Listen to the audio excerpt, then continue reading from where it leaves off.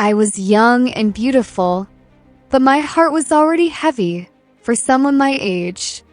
I had lost my dad in a big war. He died bravely, people said, fighting beside the king, who had once been his closest friend. All I had left was my mother. She loved me more than her own life.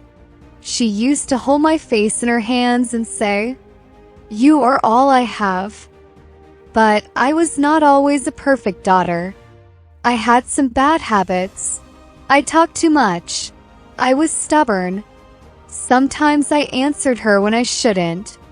Sometimes I stayed outside too long, dreaming instead of helping her. She would get angry and shout, and I would shout back. Later, at night, I always felt guilty. I would whisper into the darkness, "I'm sorry for that, Mom." But the next day, I would still make mistakes again.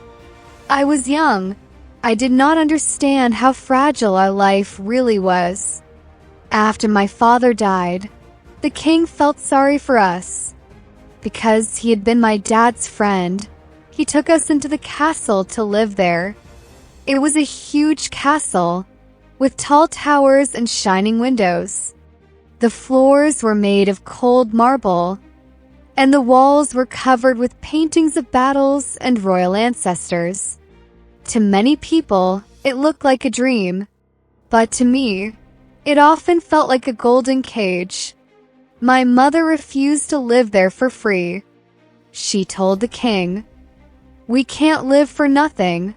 We have to work for you." She was proud, even in her sadness.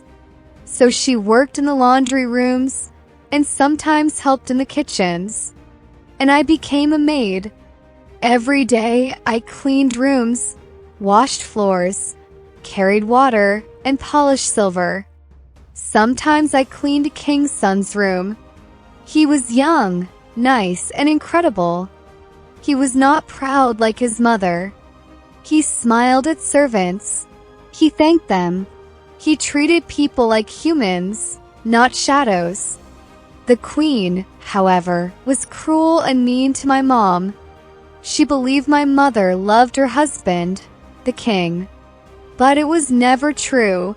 My mother only loved my father, even after his death. Still, the queen's jealousy had no limits. She looked at my mother with cold eyes, like she was something dirty. And she did not like me either. The first time I truly noticed the prince was in the kitchen. He came there laughing with his friends. I was carrying a heavy bucket of water. My hands were tired and shaking. Suddenly, I slipped, and water spilled all over him. I froze. I thought he would shout at me. I thought he would call guards. I thought I would lose my job. But he didn't get angry. He wiped his face and laughed softly. "It's just water," he said. Then he bent down and helped me clean the table and the floor. My heart was beating so fast I thought everyone could hear it. My mother saw everything. That night she told me, "Stay away from him. You hear me? Stay away." But I couldn't. When we saw each other in the garden, we felt something different. When I was cleaning his room, I watched him from the corner of my eye while he played games with his friends. He wasn't like me. He was free, royal, important. And yet, when he looked at me, I didn't feel small.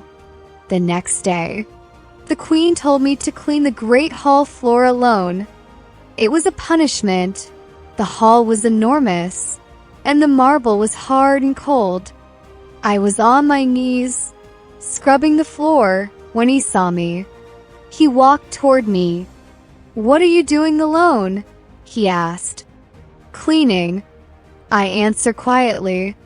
Without another word, he took the mop from my hands and started helping me. I was shocked. A prince, cleaning the floor beside a maid. We were close, too close.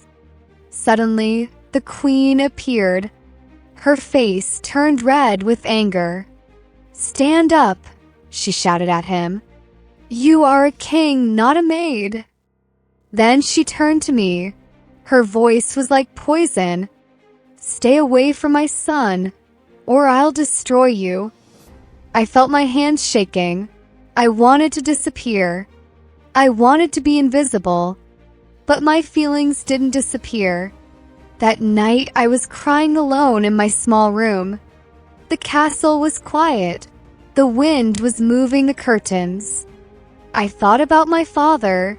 I thought about my mother. I thought about how impossible everything was. Then I heard a soft knock. It was him. He came inside and closed the door gently. He held my hands and looked into my eyes. "Don't cry," he said. "I don't know how or when, but I like you. I want to live with you forever. Please, let me be your soulmate." My heart wanted to say yes immediately, but my mind was afraid.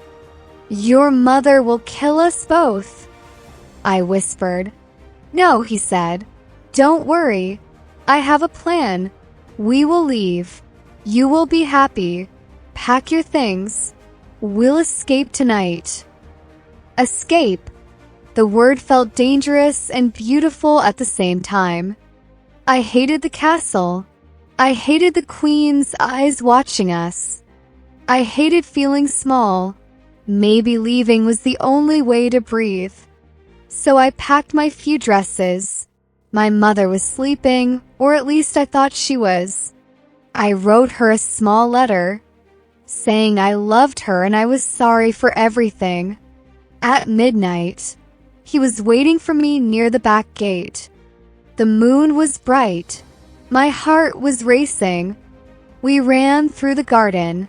I thought I was finally free, but suddenly I saw a shadow. My mother. She was standing there. For a second, I thought she would scream. I thought she would drag me back inside. I thought she would hold me and never let me go. She knew everything. She looked at the prince, then at me. Her eyes were full of tears, but her voice was calm. "So this is your choice?" she asked. I couldn't speak. I just nodded. She stepped closer and held me tightly. She didn't let me go at first. She hugged me like she used to when I was a child scared of storms. I felt her hands shaking on my back. "I wanted to protect you," she whispered. "I was afraid of this world, afraid of that queen, afraid of losing you like I lost your father." "I'm sorry, Mom," I cried. She pulled away slightly and touched my face. "No, don't be sorry. Just be happy, and never let anyone make you feel small."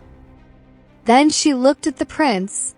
"If you hurt her, I will find you," she said quietly.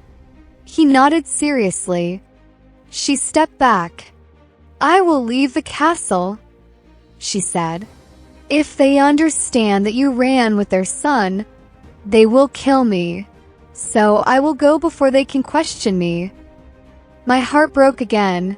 I was leaving her alone, but she smiled through her tears. "Go," she said, "before I change my mind." I ran back to her and hugged her one more time. She held me again, tightly, like she didn't want to let me go. But this time, she slowly released me. We left the castle that night. I don't know what the future will bring. I don't know if love will be easy. I was a girl who loved deeply. A daughter who made mistakes but loved her mother with all her heart. A girl who chose freedom, even when it was scary. And as we walked into the dark forest together, his hand holding mine, I whispered a promise to myself. No matter what happens, I will never forget where I came from, and I will never forget the woman who held me and finally let me go.